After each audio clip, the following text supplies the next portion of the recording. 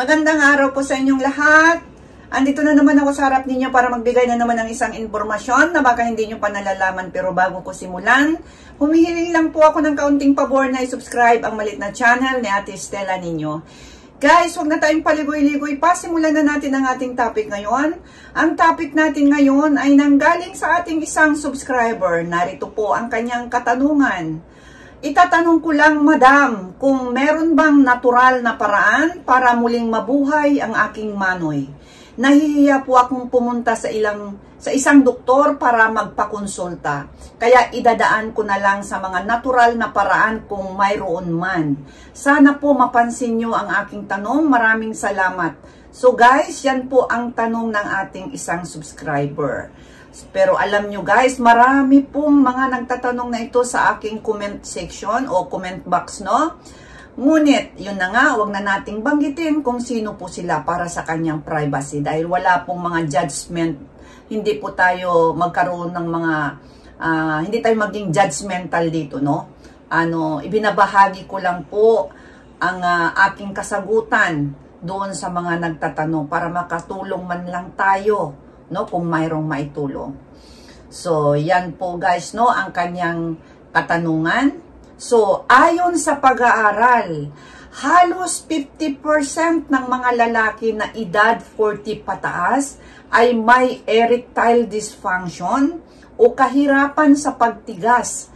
At mas nakakatakot, maraming lalaki ang tahimik lang sa problemang ito. Bakit kaya? Nahihiya po sila. Natatakot silang magtanong, kaya imbes na kumonsulta sa doktor, naghahanap sila ng sagot na lang sa online. Kaya kung isa ka sa kanila, huwag mag-alala at nandito ako para tulungan ka.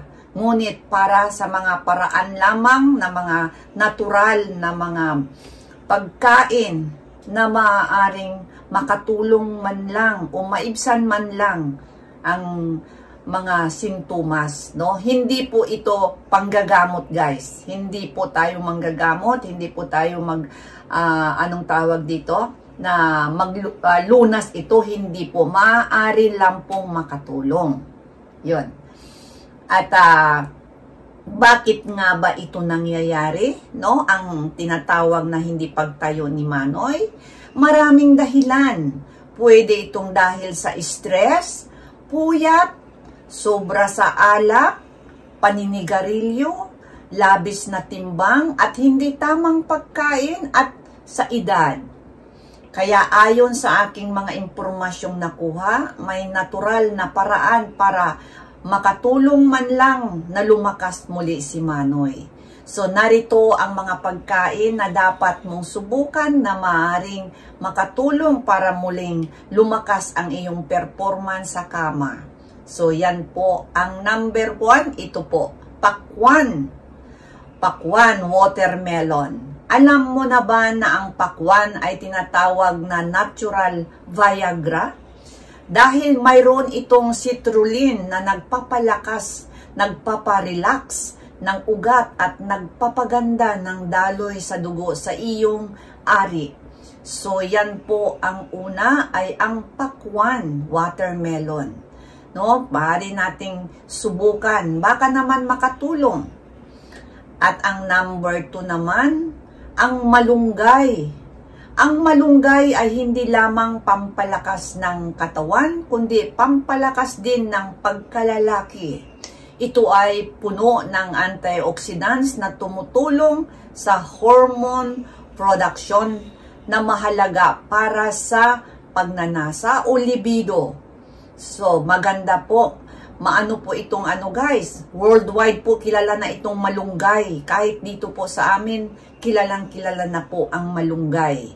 Na marami po yan. May mga supplements, mayroong mga kung ano-anong mga dyan. Pero sinabi ko na kung meron kayong mga particular na problema, kondisyon sa katawan, no? Mga nararamdaman, diabetes o mga ano man yan, makakabuting kumonsulta muna sa inyong doktor bago simulan ang pagkain ng mga ito. So yan po yung number 2, malunggay. At ang number 3 naman, yung garlic naman ito, no? Bawang. Ang bawang ay kilala sa pagpapabuti ng daloy ng dugo. At kapag maganda ang daloy ng dugo, maganda din ang tayo ni Manoy.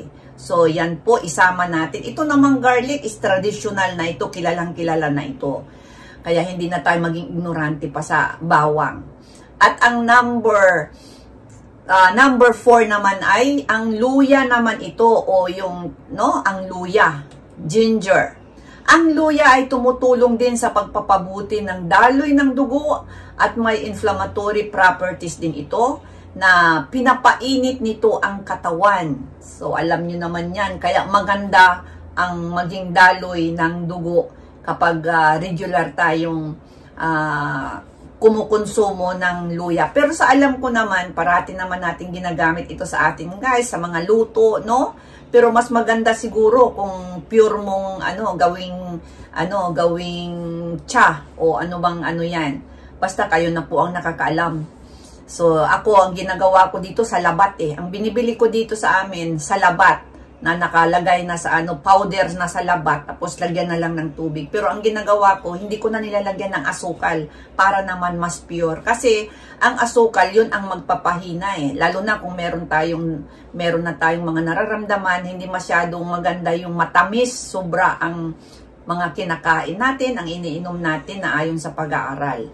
Yan po yung number 4. At ang number 5 naman, yung green tea naman ito, siguro meron din ito sa atin.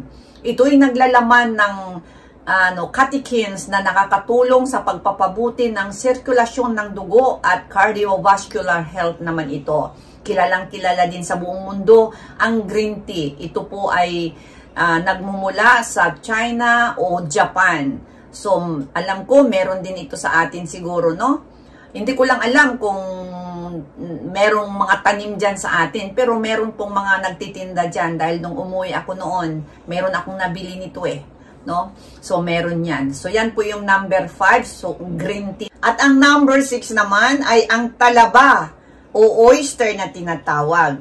Alam nyo na ba na ang talaba ay tinatawag na aphrodisiac food na tinatawag dahil ito ay mayaman sa zinc na mahalaga para sa testosterone. Pinapabuti nito ang sexual performance. So yan po yung talaba, no? Masarap ang talaba, napakamahal po yan dito sa Japan ang talaba. Nako, hindi basta-basta makakain. Yun na nga dahil sa tinatawag nito na aphrodisiac. Ang hirap bigkasin pag medical na pagkain. So yan po yung talaba. At ang number 7 naman, panglas naman, ang siling labuyo naman ito.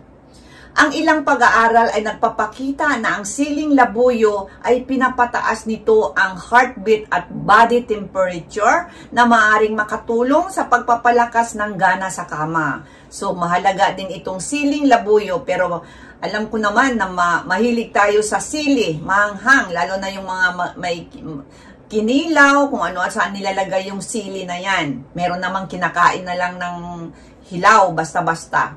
So, yan po ang pang-7, ang siling labuyo. So, hayan po guys, sana nagustuhan nyo ang aking vlog na ito. At doon sa nagtanong, sana nakita mo. At ginawan ko na lang din ito ng video para na rin pangkalahatan. Para naman doon din sa may parihong may karamdaman at makita nila, no, na meron parang mga natural na paraan na maaaring makatulong man lang. Maaari ang sinasabi ko guys, hindi po lunas, dahil hindi po ito gamot. So kung meron kayong mga iniindang karamdaman talaga, mas mabuti na kumonsulta sa inyong doktor para sa tamang gabay at kung ano talaga ang sanhi kung hindi tumatayo si Manoy. So, hayan po hanggang sa susunod ang inyong lingkod, si Ate Estela ninyo. Bye-bye! Bye-bye!